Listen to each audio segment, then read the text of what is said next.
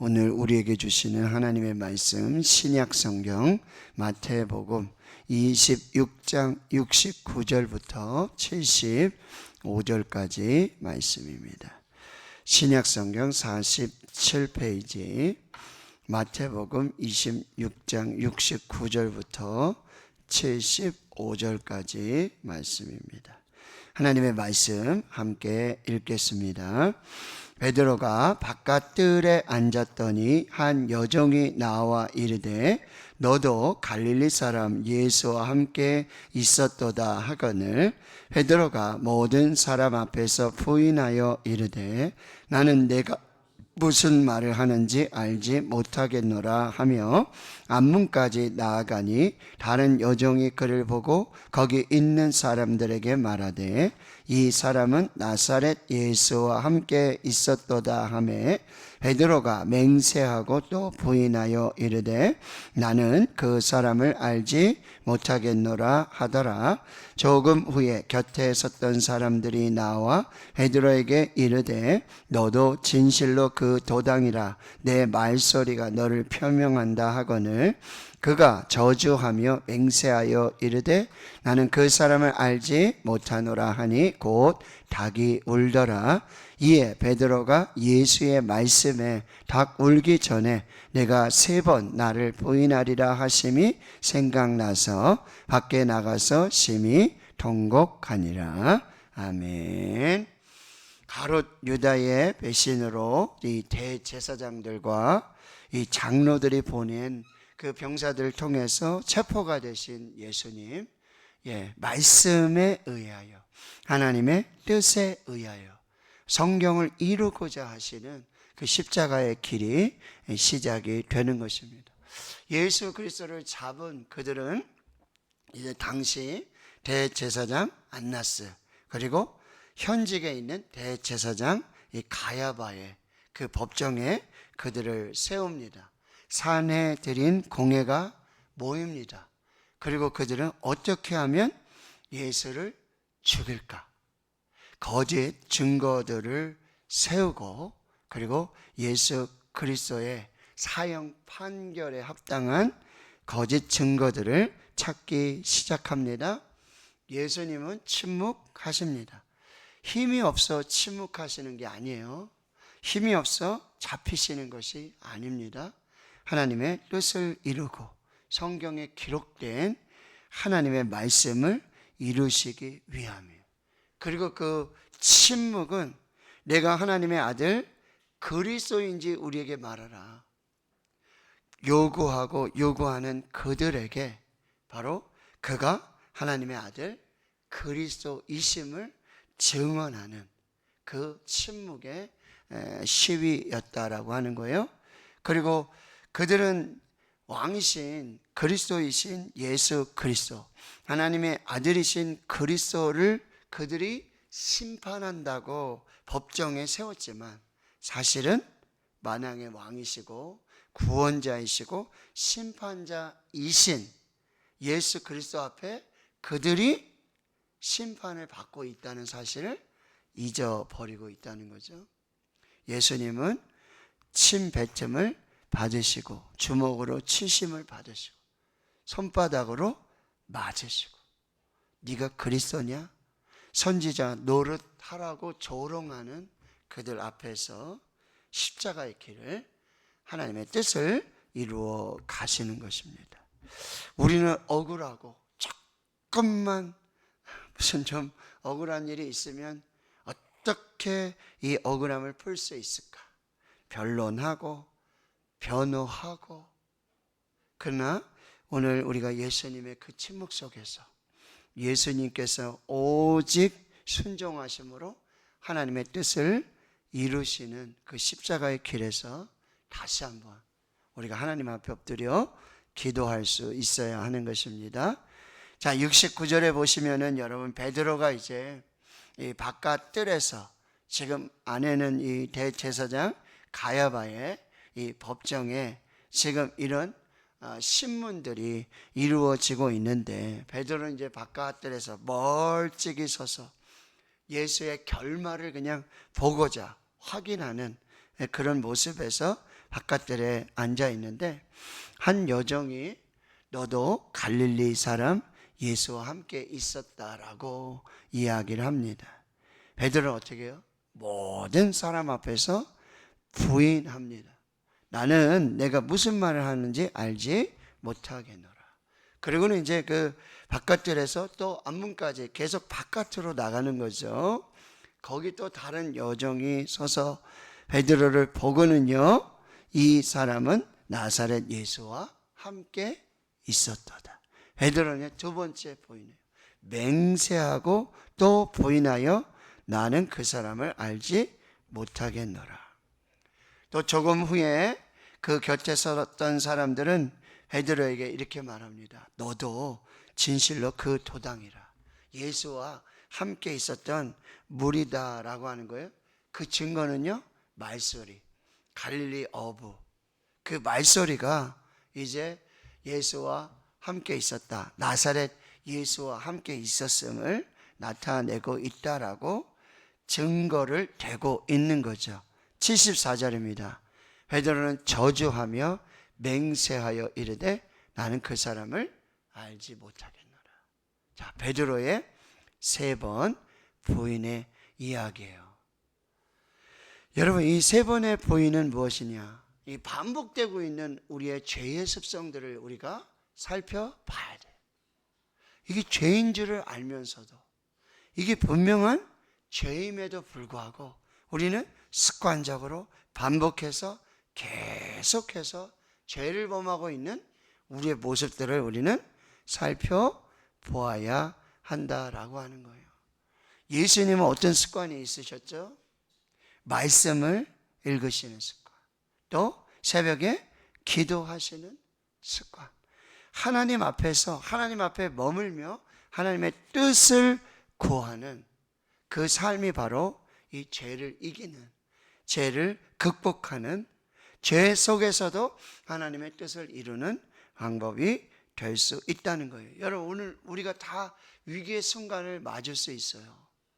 그런 상황에 우리가 다 처해질 수 있다라고 하는 것입니다. 그럼에도 불구하고 말씀으로, 기도로 하나님 앞에 설 때 우린 죄를 분별하고 또 죄를 이길 그런 담대한 믿음을 갖게 된다라고 하는 거예요. 자, 이렇게 세 번 예수님이 베드로를 부인할 때 그때 곧 닭이 울더라. 이 베드로는 예수님의 말씀이 생각이 나요. 여러분, 우리가 26장 여러분 33절부터 34절 35절의 말씀에 보세요. 성만찬을 하시고 찬미하면서 감람산으로 가시면서 예수님이 하셨던 말씀 중에 하나는 뭐냐면은 이제 목자를 칠 것이고 목자를 치면 양떼가 흩어질 것이고 또 중요한 것은 뭐예요? 그 부활 후에 갈릴리로 갈 것이다 라는 예언을 하시며, 그때 한 가지는 베드로가 이제 예수 그리스도를 부인할 것을, 오늘 밤 닭 울기 전에 세 번 나를 부인할 것을 베드로가 어떻게 얘기해요? 내가 주와 함께 죽을지언정 주를 부인하지 않겠나이다. 여러분, 나도 장담할 수 없는 나의 믿음이 어떠하면 깨달아야 한다. 나도 나의 믿음을 장담할 수 없어요. 나도 나의 믿음을 판단할 수가 없어요. 이 믿음은 어떤 믿음이에요?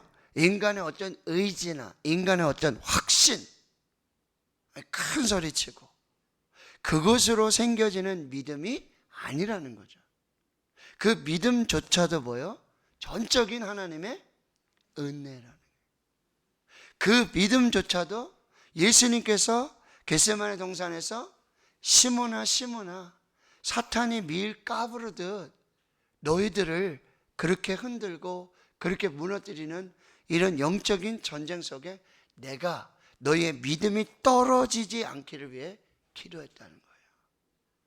그래서 로마서 8장에 보면요, 예수 그리스도께서는 지금도 하나님 보좌 우편에서 우리를 위해서 기도하시고, 우리가 기도할 바를 알지 못할 때만 성령은 말할 수 없는 탄식하심으로 우리 안에서 함께 기도하신다라고.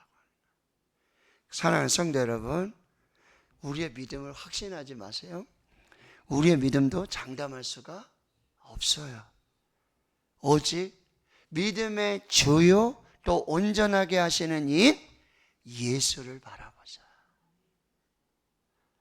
예수를 바라보고 십자가를 붙들고 말씀 안에 믿음으로 있을 때 그게 진짜 믿음이 된다라고 하는 거예요. 그리고 그 믿음은요, 진짜 위기 상황 속에 빛을 발한다는 거예요. 평소엔 잘 몰라요. 다 똑같아요. 그러나 위기 속에, 고난 속에, 환난 속에 그 어떠함을 통해 우리의 믿음이 드러난다라고 말씀드리는 거예요. 오늘 다시 우리의 믿음을 점검하셔야 돼요. 근데 하나님의 은혜는 뭐예요? 그때 곧 닭이 울고 그리고 예수님의 말씀이 생각이 났다라고 하는 거예요. 여기 닭이 운다라고 하는 거는 그냥 어떤 좀 시간이 가고 그리고 닭이 이렇게 운다는 거, 사실 닭은 뭐 아무 때나 울지 않습니까? 뭐 닭이 울어야 새벽이 되는 건 아니지만 그들이 자명종처럼 그렇게 우는 것은 아니지만, 여러분, 우리에게 하나님께서 이런 자연적인 이런 상황들 속에서도 뭐예요? 하나님의 영적인 사이렌이 있다는 거예요. 영적인 알람이 있다는 거예요. 영적인 경고가 있다는 거예요. 근데 이거를요, 깨어있지 않고 기도하지 않고 하나님 앞에 있지 않으면 하나님 계속해서 사인을 주시는 거예요. 계속 징조를 주세요. 계속해서 말씀해 주세요. 근데도 깨닫지 못할 때가 너무나 많다라고 하는 것입니다. 여러분, 우리의 영적 경고, 영적 사이렌, 영적인 알람은 뭐예요? 여기 예수님의 말씀이라는 거예요.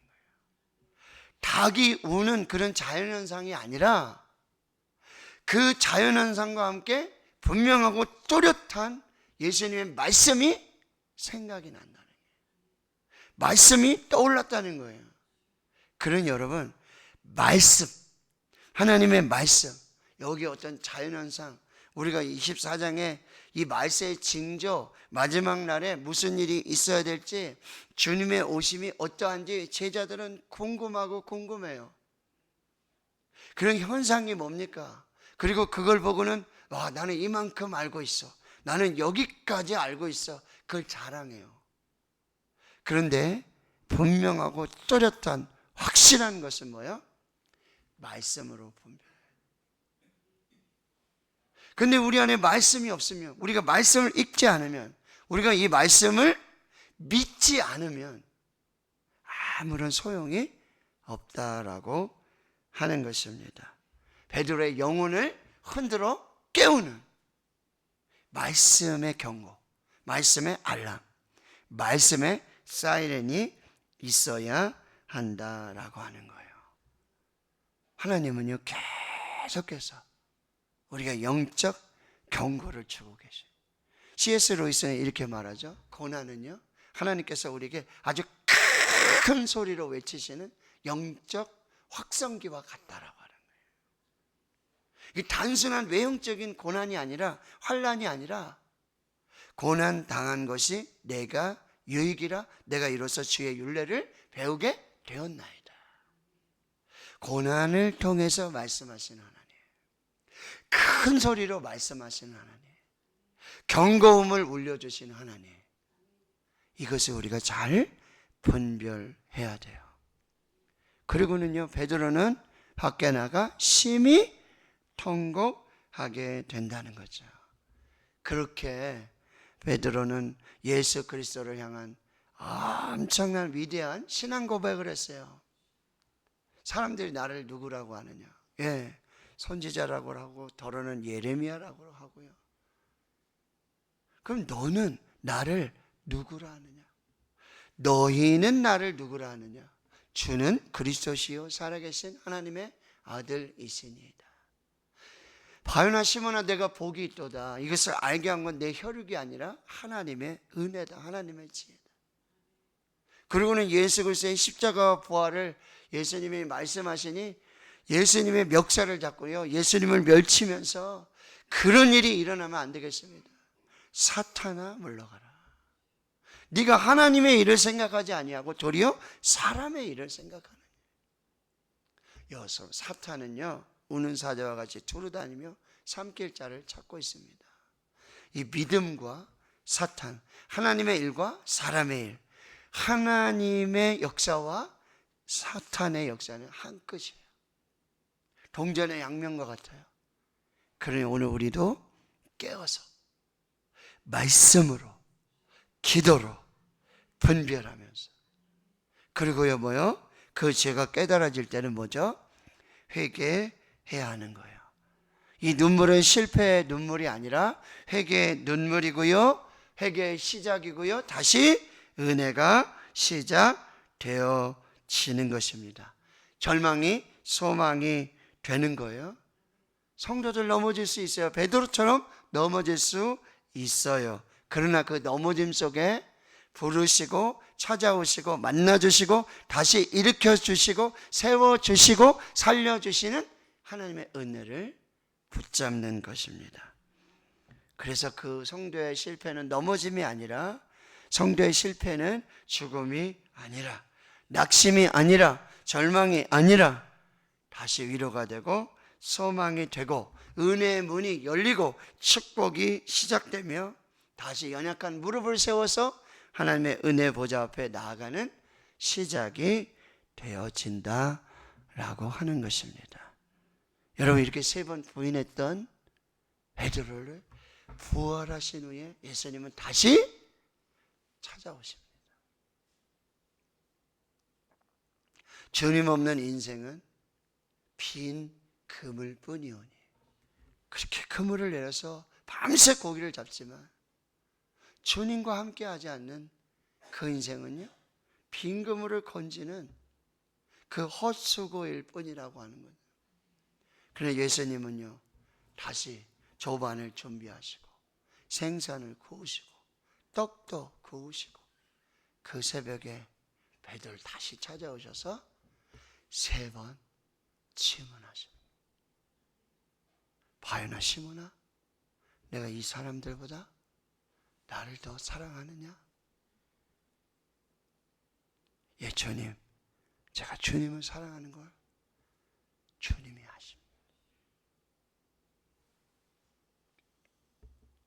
오늘 우리에게 그 실패에 머물러 있지 말고, 그 실패에 울지 말고, 그 실패의 끝자락에 서 있지 말고 다시 우리를 사랑으로 붙드시고 사랑으로 일으키시고 사랑으로 살리시는 그 하나님께로 나오라고 말씀하시는 거예요. 십자가는 예수 그리스도의 실패가 아니라 우리가 아직 죄인 되었을 때 그리스도께서 우리를 위해 죽으심으로 하나님께서 우리에게 대한 자기의 사랑을 확증하신 그 놀라운 사랑임을 우리 다시 하나님 앞에서 깨닫고 결단하며 오늘 그렇게 그 사랑으로 사는 우리 모두가 될 수 있기를 주님의 이름으로 축원합니다. 아멘. 자, 오늘